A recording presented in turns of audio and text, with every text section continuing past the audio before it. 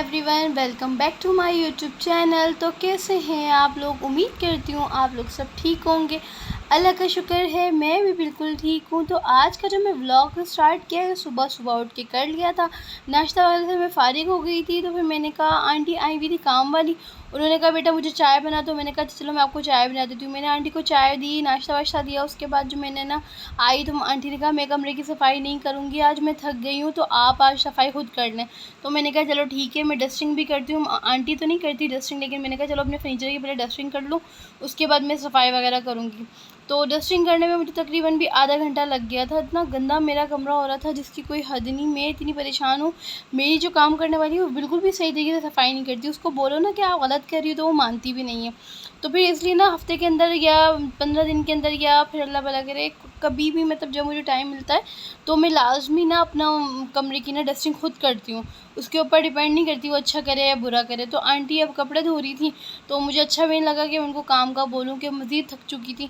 और उन्होंने करा क्या, सारे कपड़े एक साथ गंदे पानी में डाल दिए। मुझे इतना गुस्सा आया उनके ऊपर। मैं उनको डांट रही थी कि आपने ऐसा क्यों करा। डांट रही थी, उनको मना करी थी। उन्होंने कहा आइंदा के बाद इस तरह नहीं दूँगी। अगर उनके साथ खड़ा नहीं हुआ जाए ना तो वो गलत गंदे गंदे कपड़े धो के चली जाती हैं। तो हमेशा साथ खड़े होकर ना कपड़े धुलवाना चाहिए। ये आज मैंने सबक सीखा है।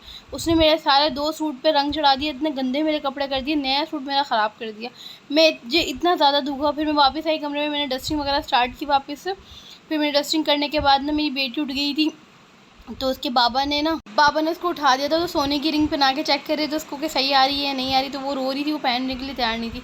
फिर मैंने जो है ना डस्टिंग करने के बाद देखा तो वो जो कपड़े धोए थे कल मैंने, तो वो सूख गए थे। मासी ने जो धोए थे कल कपड़े ना, तो मासी ने मुझे उठा के दे दिए थे। तो मैंने कहा चलो जल्दी से इनको तेल लगा कर ना कबर्ड में रख दूँ और कबर्ड में रख के फिर कमरा साफ़ करूँ। तो फिर मुझे ये कपड़े तय करते करते भी 1 घंटा हो गया था, क्योंकि ना मेरे काफ़ी दिनों के कपड़े हो रहे थे और आंटी आ नहीं रही थी धोने के लिए। काफ़ी टाइम बाद धुले थे मेरे कपड़े, कम से कम भी महीने के बाद कपड़े धुले थे। तो काफ़ी सारे कपड़े हो रहे थे। तो फिर मासी धो भी रही थी मज़ीद, और धो के सूख भी चुके थे कुछ कपड़े।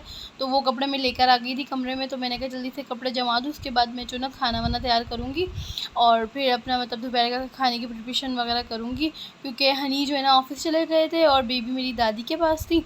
तो इस तरह मैं करती रही काम को। और आप लोग बताएं आपको मेरे ब्लॉग कैसे लग रहे हैं। वीडियो अच्छी लग रही है तो चैनल को लाजमी सब्सक्राइब किया करें, शेयर किया करें, दोस्तों के साथ शेयर किया करें, बेल आइकन को लाजमी दबाया करें, मेरे आने वाला ब्लॉग आपको आसानी से मिल जाए ताकि। और ये मैंने कबर्ड जमा दिए थे, थोड़े से कपड़े आए थे कबर्ड्स में, सही हो गए थे, लेकिन थोड़े और पड़े थे। तो मैंने कहा था ये थोड़ी देर बाद जमाऊँगी, क्योंकि टाइम मेरा बहुत ज़्यादा वेस्ट हो रहा था और गैस जाने वाला था। तो मैंने खाना भी तैयार करना था, इस वजह से मैंने कहा चलो पहले खाना बनाती हूँ, बाद में मैं ना सारे काम करूँगी। हस्बैंड मुझे बोल के गए थे कि आपने दाल बनानी है। तो मैंने कहा अच्छा चलो दाल बनाते हैं। फिर मैंने दाल बनाई कुछ अपने तरीके से, क्योंकि हमारे हैदराबाद में ना ढाबे के स्टाइल से दाल बनती है, तो उसमें सारे इंग्रेडिएंट्स वगैरह डलते हैं। तो हम कुछ लोग नहीं डालते, लेकिन मैं सारी चीज़ें डालती हूँ। तो मैंने दाल ली, प्याज लिया, उसमें हल्दी डाली, नमक डाला, मिर्ची डाली, और मतलब इस तरीके से मैं तैयार की। फिर मैंने वाइट चावल बनाए ज़ीरे वाले। और उसके बाद जो ना खा तो लिया था हमने खाना, लेकिन जल्दी खा लिया था ना, तो फिर वापस से भूख लग गई थी। तो फिर हनी ने कहा चलो अभी तो ये खा लेते, फिर रात को कुछ मंगवा लेंगे ना। मैंने कहा ठीक है। फिर हनी बाहर चले गए थे, फिर हम लोग आए रात को, तो उनको इतनी शदीद भूख लग रही थी तो उन्होंने पिज़्ज़ा ऑर्डर किया। फिर हमने पिज़्ज़ा खाया। पिज़्ज़ा खाने के बाद जो ना फिर मेरी बेटी मुझे इतना तंग कर रही थी, मैं उसके साथ ही बैठी हुई थी। मैंने इसको सुला के सफाई वगैरह की, कमरे की झाड़ू वगैरह लगाई, क्योंकि मैंने सुबह नहीं करा था काम, क्योंकि मैं कामों में लग गई थी। फिर वो आंटी ने मेरी की सफाई, तो इस वजह से मुझे रात में टाइम मिला। तो फिर मैंने रात को झाड़ू लगाई। वैसे मेरा कमरा इतना गंदा नहीं होता। फिर मैंने झाड़ू लगाई। उसके बाद फिर मेरा जो मेरा फर्नीचर का साइड टेबल है वो रह गई थी, उसकी मैंने डस्टिंग की। उसके बाद जो है ना फिर मैं सो गई थी। फिर उसके बाद अगला व्लॉग मैं ना स्टार्ट करना चाह रही थी, लेकिन मैं यूँ नहीं कर पाई।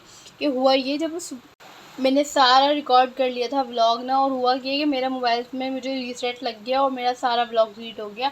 तो बस ये जो मैंने फ़िश मंगवाई थी बाहर से, मज़ेदार, बारिश हो रही थी तो हमने ये खाई। व्लॉग अच्छा लगे तो चैनल को सब्सक्राइब करें, लाइक करा करें, शेयर करा करें, don't forget to press the bell icon.